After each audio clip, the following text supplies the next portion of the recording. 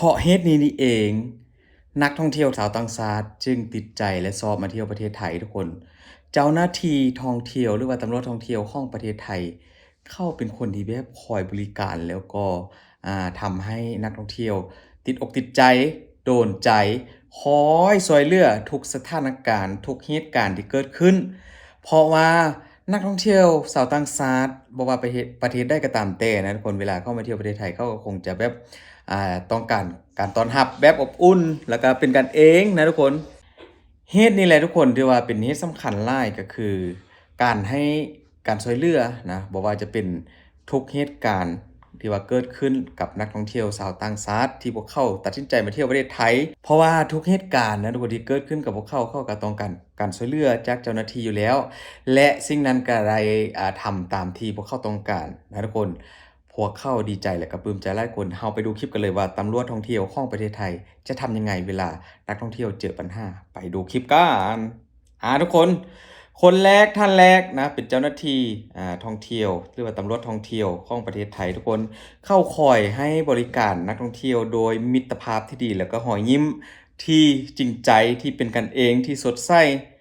คอยต้อนรับสาวต่างชาติฝรั่งนี่ทุกคนฝรั่งคนนี้ถึงกับยกหัวใจให้เลยนี่เขาบอกว่าสอบไล่กับตำรวจท่องเที่ยวของประเทศไทยเขาก็ที่ว่าโบกมือทักทายทุกคนแล้วก็สังเกตเลยว่านักท่องเที่ยวเข้ามาก็รู้สึกดีใจแล้วก็ผ่อนคลายหลายทุกคนเห็นบ่แต่ละคนก็ทักทายตำรวจเพราะว่าเป็นกันเองสุดๆคอยชี้แนะคอยชี้นำทุกอย่างว่าจะไปทางไหนจะทำอะไรนะทุกคนและคลิปต่อมาทุกคนสายนมฝรั่ง2 คนเข้าไป5ที่พักไม่เจอไม่มีรถทุกคนก็คือตำรวจเข้าเอารถของตำรวจนั่นแหละเป็นตำรวจท่องเที่ยวทุกคนเข้าเอามาส่งนะพานักท่องเที่ยว2 คนมาส่งอยู่ที่พักทุกคนอยู่ที่พักแห่งหนึ่งนี่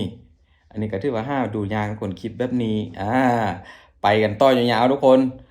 รถของนักท่องเที่ยวพังหรือว่าเพตามถนนทุกคนหรือว่าเสียนะก็คือกงล้อมีปัญหาตำรวจเข้ากับอุตสาห์มาเปลี่ยนล้อรถให้โอ้ทุกคนมันทำได้ทุกอย่างจริงๆนะตำรวจเมืองไทยเพราะว่าคลิปนี้ก็มีทั้งตำรวจจราจรเนี่ยกับตำรวจของเมืองไทยทุกคนแล้วก็ตำรวจท่องเที่ยวนี่ยิงสาวฝรั่งทุกคนเกิดอุบัติเหตุนะระหว่างการท่องเที่ยวก็มีเจ้าหน้าที่เข้ามาช่วยปฐมพยาบาลเบื้องต้นให้ก็คือล้างบาดแผลนะมีแผลถลอกตามหัวเข่าทั้งสองข้างทุกคนนี่คือการเอาใจใส่นักท่องเที่ยวต่างประเทศต่างชาติทุกคนทำให้พวกเขาอยากจะมาเที่ยวเมืองไทยเรื่อยๆและนอกจากจะเป็นตำรวจแล้วก็ยังเป็นสร้างภาพเป็นมือกลองให้กับนักท่องเที่ยวอยู่ตามสถานที่บ่ว่าจะเป็นวัดวาอารามนะคนอยู่ที่ประเทศไทยทุกคนนี่เขาก็เป็นมือกลองตากลองให้นักท่องเที่ยวคนไหนอยากถ่ายรูปถ่ายภาพก็ตำรวจเข้าถ่ายภาพให้นะทุกคนนะตำรวจท่องเที่ยวนั่นเองและต่อมาการช่วยเหลือนักท่องเที่ยวสิว่าใส่สุดไทยทุกคนขึ้นจากเรือน่าจะแม่นแม่น้ำเจ้าพระยาบ่จุดนี้ทุกคนเข้าก็คอยจับมือประคองเอานักท่องเที่ยวขึ้นมาจากเรือเพราะว่าเรือก็โค้งเคงนะทุกคนขึ้นน้ำค่อนข้างจะแห้งตำรวจท่องเที่ยวเข้ามาช่วย เป็นภาพที่แบบโอ้ทุกคนซุ่มซื่นหัวใจ อันนี้เว้าตามตรงเลยคนถ้าว่าพิมพ์ได้ไปเที่ยวแล้วเจอมันมีว่าพิมพ์ก็คงจะอดทำคลิปบ่ได้คงจะต้องขออนุญาตเจ้าหน้าที่เพิ่นถ่ายคลิปได้นะทุกคนเพราะว่าเราเห็นแล้วมันรู้สึกดีใจแล้วก็ปลอดภัยนะทุกคนเห็นบ่เจ้าหน้าที่เขาคอยให้การบริการนะทุกคนเหมือนกับเขาเรียกอะไรเหมือนกับไกด์เลยแหละฝรั่งหนุ่มคนนี้ทุกคนทำหู้ฟังAirPods ตกลงท่อน้ำเสียทุกคนข้างถนนตำรวจเข้ามาเห็นหลายนายเลยคนประมาณ4นายมาช่วยกันตักเอาหูฟังหรือว่าเครื่องฟัง AirPods ทุกคนตกลงไปนี่ทุกคนเขาก็ใส่อะไรนะตักขึ้นมานี่อ๋อแบบนี้เลยทุกคนตักมาให้กับเจ้าของก็ถือว่าหูฟังกลับมาใช้งานได้ปกตินะคนฝรั่งคนนี้ก็ขอบคุณหลายๆนบกราบขอบคุณตำรวจเจ้าหน้าที่เมืองไทยทุกคน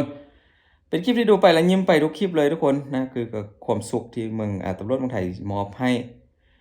และรถคันนี้ทุกคนเป็นรถของต่างชาติอีกแล้วแบตเตอรี่หมดเจ้าหน้าที่เข้ากับบลซะเอารถของตำรวจนั่นแหละมาเติมแบตชาร์จแบตเตอรี่ให้กับรถของนักท่องเที่ยวทุกคนซีซั่นของตรุษจีนทุกคนนี่คือตำรวจนะทุกคนเข้าตำรวจท่านนี้เข้ากันน่าจะเป็นคนดังอยู่ในโซเชียลแล้วทุกคนเข้าแต่งสุดตรุษจีนนะทุกคน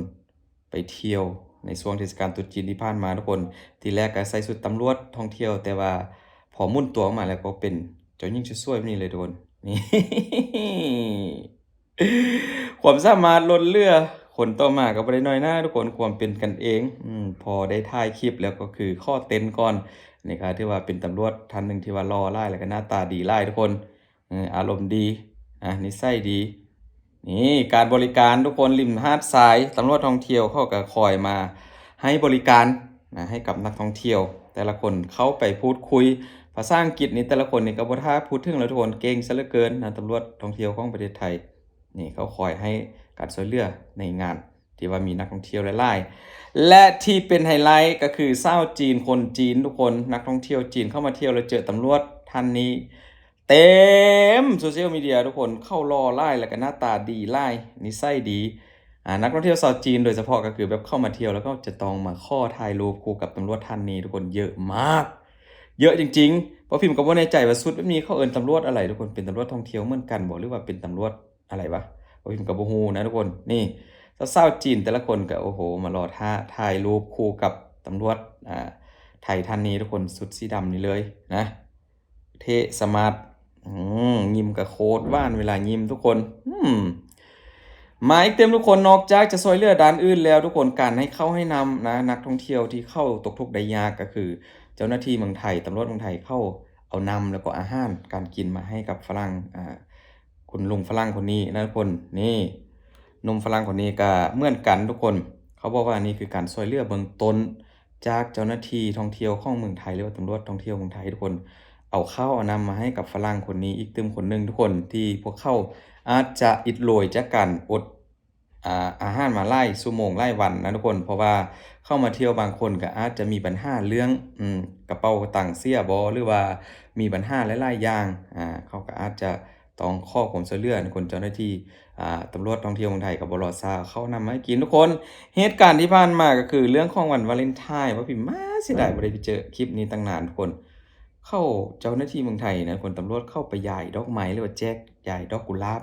ให้กับนักท่องเที่ยวชาวต่างชาติทุกคน นี่เลยทุกคนเป็นความหักที่เกิดจากสุดของตำรวจที่ว่าพวกเขาพร้อมที่จะดูแลและก็ใส่ใจห่วงใยกับนักท่องเที่ยวแต่ละคน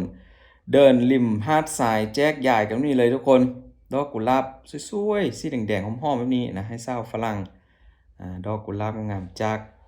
ตำรวจท่องเที่ยวเมืองไทยในวันวาเลนไทน์ทุกคน และนอกจากนั้นก็การขับรถไปแต่ละที่ก็มีการแจกจ่ายดอกไม้ให้กับพี่น้องชาวไทยทุกคน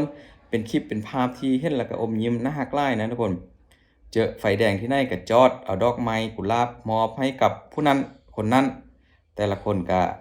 ขอบคุณบางคนก็ข้อเซลฟี่ถ่ายรูปคู่กับตำรวจนี่คือคนนี้เลยทุกคนตำรวจก็ชู2 นิ้วข้อถ่ายรูปนำแล้วก็เศร้าๆทุกคนยืนให้เลยนะเศร้าแต่ละคนตำรวจเขาก็มอบให้ในวันวาเลนไทน์ที่ผ่านมาเป็นคลิปน่ารักทุกคนนี่คือความห่วงใยแล้วก็ความใส่ใจนะการดูแลพี่น้องชาวไทยแล้วก็ชาวต่างชาติที่มาเที่ยวประเทศไทยคนไทยที่อยู่เมืองไทยทุกคนพอเห็นเจ้าหน้าที่ตำรวจแบบนี้ก็รู้สึกปลอดภัยเพราะพี่มันก็รู้สึกปลอดภัยทุกคนทั้งที่ว่าบ่ได้เกิดกับตัวเองนะนี่ก็เป็นคลิปที่เห็นแล้วก็อมยิ้มแล้วก็มีความสุขหลายสำหรับเบาพิมพ์ทุกคนว่ะมีหยังดีๆคอมเมนต์กันมาทุกคนว่าอยากจะให้เบาพิมพ์ทำคลิปอะไรก็คอมเมนต์เข้ามาเยอะๆเยอะๆทุกคนเดี๋ยวพิมพ์จะไปหาคลิปมาทำให้ดูนะทุกคนมื้อนี้ก็อากาศร้อนซะเหลือเกินอยู่บ้านของเบาพิมพ์แล้วก็อยู่ที่เมืองไทยเป็นจั่งใดทุกคนคอมเมนต์เบาพิมพ์กันได้เด้ออย่าลืมรักษาสุขภาพกันแด้ขอบคุณหลายๆจ้า